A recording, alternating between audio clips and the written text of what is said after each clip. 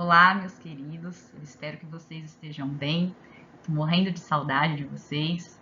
E eu gostaria de dizer que, embora a tecnologia nesse momento seja eficaz, né, para que a gente consiga levar conhecimento até vocês, nada substitui a nossa aula presencial, o nosso contato, o fato de eu dar aula e olhar no rostinho de vocês, as nossas discussões, os debates, as nossas brincadeiras.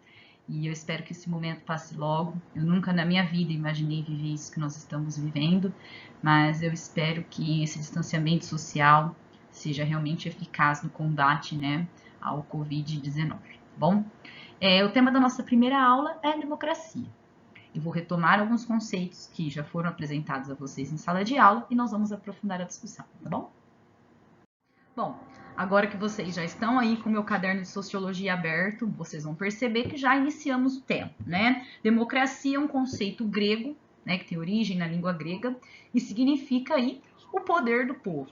Bia, significar o poder do povo implica em quê? Implica basicamente dizer que o povo tem soberania. Na prática, o que isso significa?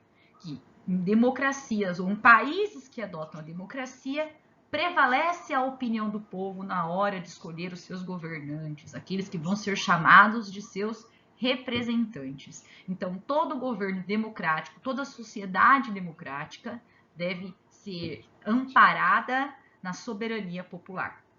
A primeira experiência democrática nós sabemos que ocorreu em Atenas, na Grécia Antiga, né? A diferença da democracia ateniense para a nossa é muito clara.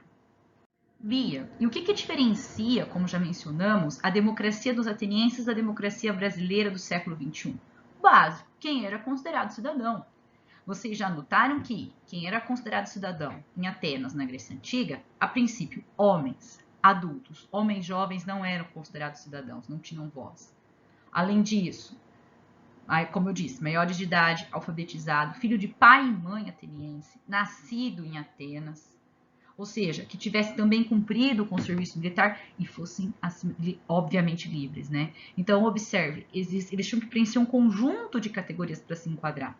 Platão e Sócrates eram cidadãos atenienses. Foram educados para se tornarem cidadãos e participar das discussões políticas em Atenas. Tanto que, como mencionei em sala, era considerado um idiotez aquele que, tendo o direito de ser cidadão ateniense, abria mão, não queria, né? Era considerado um idiota. Por que um idiota? Porque todos tinham consciência de que a política faz parte da vida do ser humano. São os políticos que determinam como vai se organizar uma sociedade. Discutir política, saber política, ser um cidadão ativo na política, faz com que nós sejamos mais participativos e menos alienados, né? Lembrando, então, que quem não se encaixava nessas categorias era excluído da democracia ateniense, da cidadania ateniense, como escravos, mulheres, estrangeiros e, obviamente, as crianças.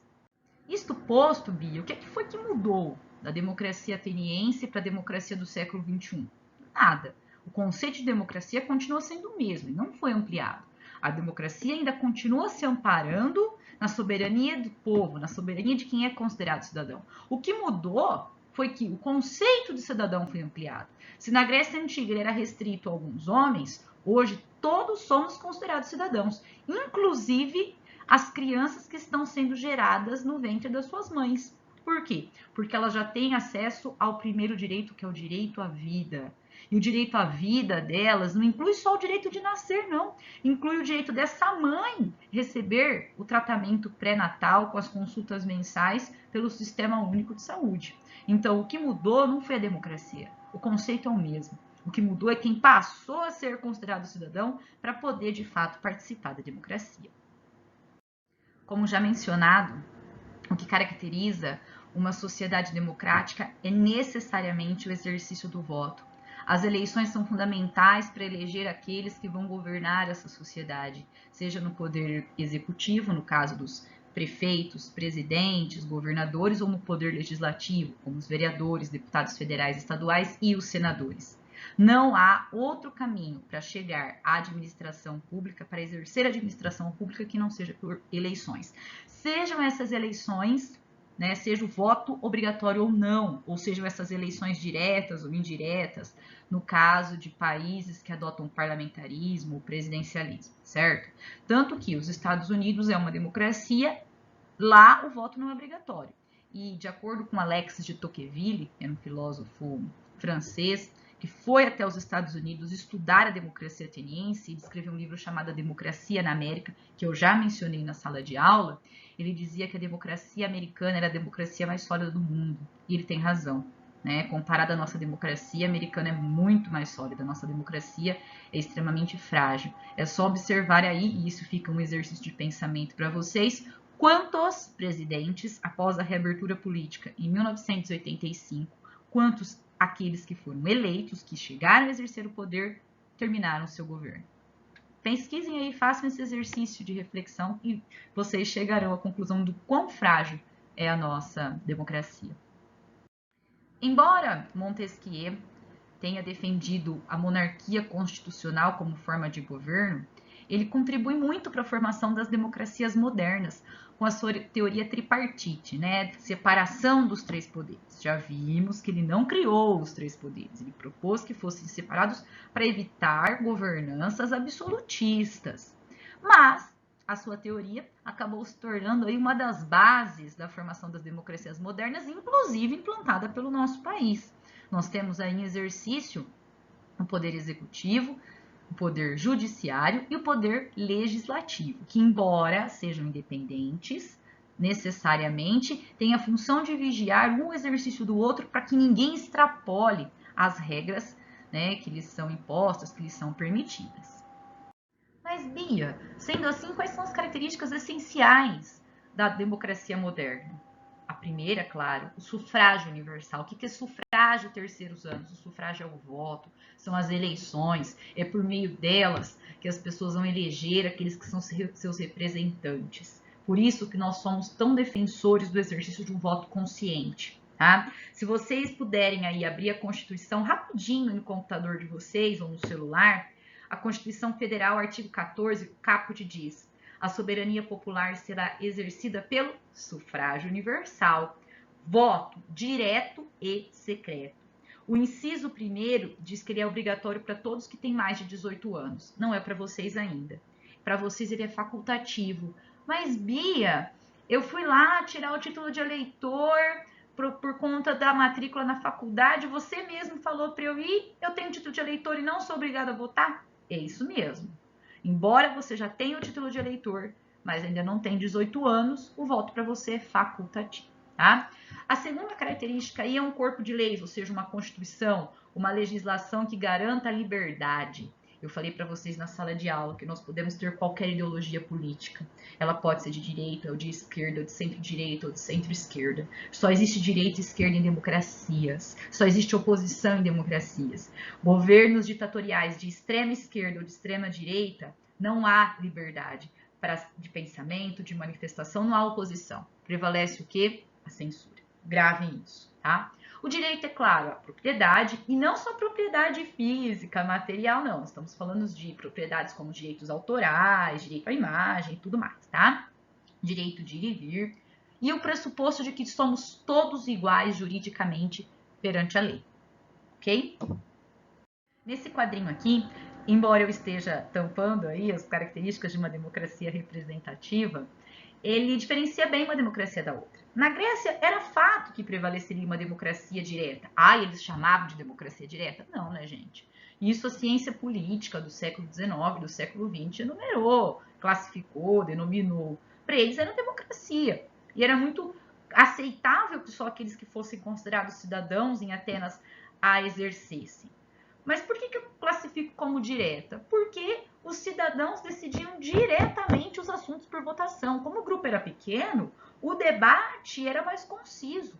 Hoje, o grupo de cidadãos se ampliou muito.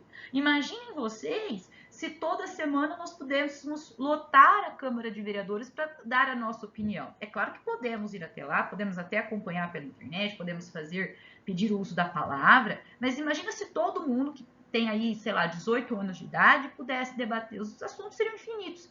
É justamente para facilitar as discussões, acelerar o processo, é que optou por uma democracia representativa, em que nós elegemos aqueles que vão exercer a nossa vontade. Olha a Bia falando de novo de voto, olha a Bia falando de novo de eleição e, sobretudo, de voto consciente. Bom, Bia, então a democracia é a melhor forma de organização política? Sim, porque é ela que permite a livre manifestação do pensamento. Governos ditatoriais de extrema-direita ou extrema-esquerda, civis ou militares, jamais permitiriam uma oposição. Lutemos para viver em democracia. Ah, mas então a democracia é perfeita? Não. A democracia não é um sistema isento, livre de críticas, pelo contrário. A ciência política moderna diz que, embora a democracia moderna tenha ampliado a quantidade, quantitativamente, o número de cidadãos, houve uma diminuição na qualidade das discussões. É por isso que eu disse a vocês, lutemos por discussões políticas embasadas em conhecimento e não em achismo, certo? Por isso que eu disse a vocês, leiam Política para Não Ser Idiota, do Renato Janine Ribeiro e do Mário Sérgio Cortella. É um livro em PDF, vocês podem baixar aí no computador de vocês e ler. Ele é fundamental para enriquecer as nossas discussões políticas, certo? Tem um sociólogo, né? Na verdade ele é cientista político britânico, foi baseado nele que eu fiz meu primeiro TCC, o T.H. Marshall, que divide necessariamente a sociedade entre cidadãos ativos e passivos. Isso tem no mundo inteiro. Ele não estudou só o Brasil. Ele diz, quem é o cidadão ativo? É aquele que discute política, mas não discute no meu avô me disse, minha avó, meu tio, o papagaio, a televisão, aquele que busca o conhecimento de verdade, que está preocupado com as decisões dos líderes políticos, que sabe que ela afeta ele.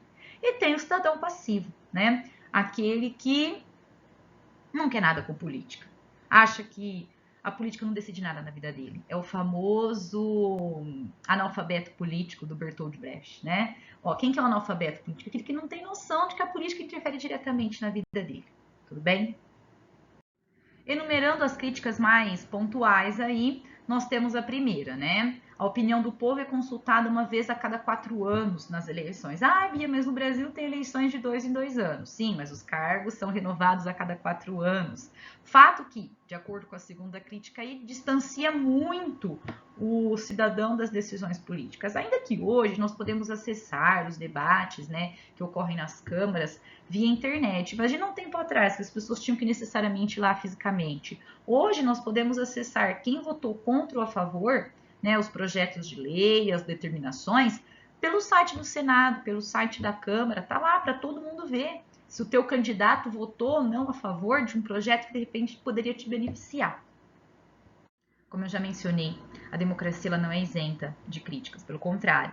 Desde que construtivas, nós podemos aprimorar o jogo político, podemos aprimorar a democracia em que estamos inseridos. Eu já falei para vocês, o Tocqueville foi aos Estados Unidos e ficou maravilhado com a democracia deles, a ponto de escrever o livro Democracia na América. Mas, Bia, e a corrupção?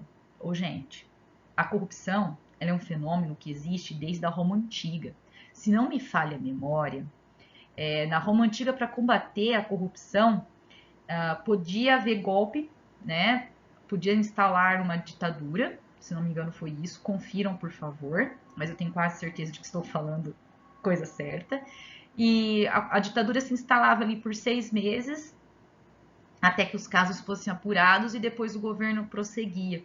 Então, observem, a corrupção ela sempre vai existir, em diferentes níveis, em diferentes graus, sabe? O que a gente não pode deixar acontecer é que a corrupção chegue ao nível que ela tem chegado no Brasil.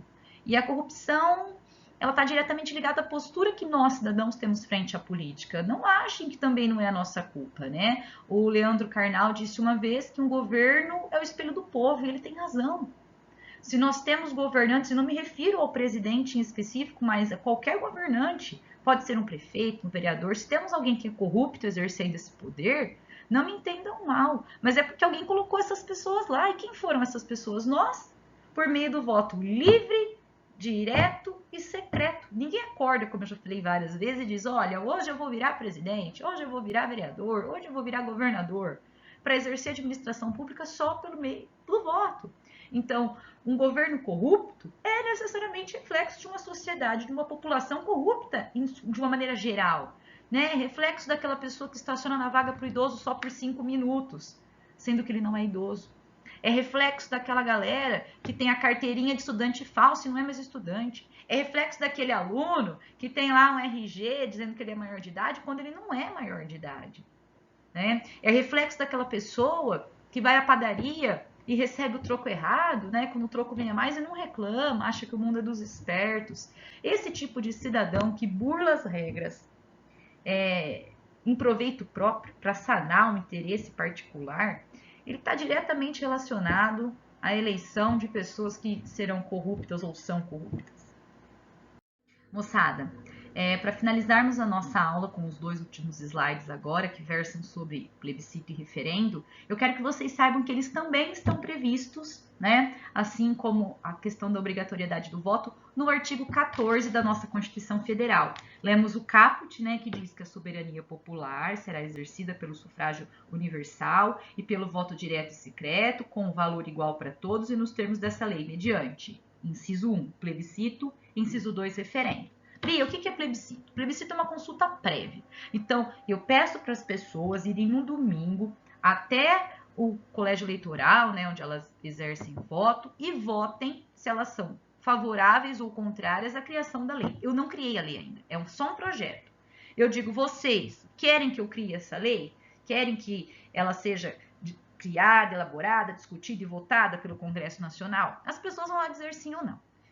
Gente, existem países que se valem muito de plebiscitos, né? Que é essa consulta prévia. Prévia por quê? Plebiscito, vamos substituir o ple por pré. Plebiscito, ou seja, uma consulta que se faz antes de criar a lei, tá? Tem países que fazem muito uso, o Brasil fez uso 3 vezes. A primeira vez em 63, né? Em caráter nacional, no governo João Goulart, lembrando que ele estava exercendo o parlamentarismo, e o plebiscito foi para que ele voltasse para o presidencialismo, permanecesse no parlamentarismo. A gente sabe que o Brasil voltou a ser presidencialista. O segundo foi em 93, no período aí de reabertura política. Votamos para que o Brasil se tornasse uma república presidencialista, né? Entre presidencialismo e parlamentarismo, optamos pelo presidencialismo. Entre monarquia e república, óbvio, pela república, né? E em 2011 não foi um plebiscito nacional, foi um plebiscito estadual. Opa! O BIA, o governador do estado, o congresso, né, do estado, a Câmara pode pedir um plebiscito estadual? Pode, tá? Foi realizado um plebiscito no Pará para saber se o Pará podia ser dividido em 3. Seria Pará, Carajás e Tapajós. A população votou contra. Não precisa criar esse projeto de lei. Nós não queremos a criação de de mais 2 novos estados, né, no caso aí Carajás e Tapajós. Bia, então vamos lá. Se o plebiscito é uma consulta que se faz antes da lei ser elaborada, o referendo é aquela que se faz após a lei ter sido elaborada. A lei já passou por todos os trâmites, projetos, já foi discutida na Câmara, da Câmara para o Senado, do Senado voltou para a Câmara, ela está pronta para ser editada, está pronta para ser publicada. Antes de entrar em vigor, o Congresso pode convocar eleições para saber se as pessoas são favoráveis à lei ou não, mesmo ela estando pronta. Em 2005 fizeram isso. A consulta era sobre proibir o comércio de armas de fogo e munição no Brasil. Eu votei, né, que eu queria que ocorresse de fato a proibição. Na verdade, a proibição foi rejeitada e hoje em dia no Brasil as pessoas continuam aí comercializando armas de fogo. Existe uma série de critérios também, não é do nada que se pode ter arma de fogo, mas eu votei que eu não era favorável, tá? Era o meu primeiro ano de faculdade de Ciências Sociais, me lembro desse referendo. Foi o único que eu participei até hoje. Em 2010 teve outro, mas não foi de caráter nacional, foi de caráter estadual, também para vocês guardarem esse exemplo, né? Plebiscitos referendos não são necessariamente pré-requisitos, aí, ferramentas utilizadas só pelo governo federal, eles podem ser usados também pelo governo do estado. Tá? No Acre, teve a criação do novo fuso horário, né? Os acrianos, não acreanos, né, decidiram optar pelo fuso horário antigo, que ele era só 2 horas, né, de diferença em relação ao horário de Brasília. Moçada, essa foi nossa aula sobre democracia. Espero que vocês tenham gostado. Espero que gostem mais ainda das próximas. Qualquer dúvida, vocês encaminham no meu WhatsApp, encaminham no meu e-mail, que na medida do possível eu vou sanar. Tá certo? Um beijo da Bia para vocês. Tchau, tchau.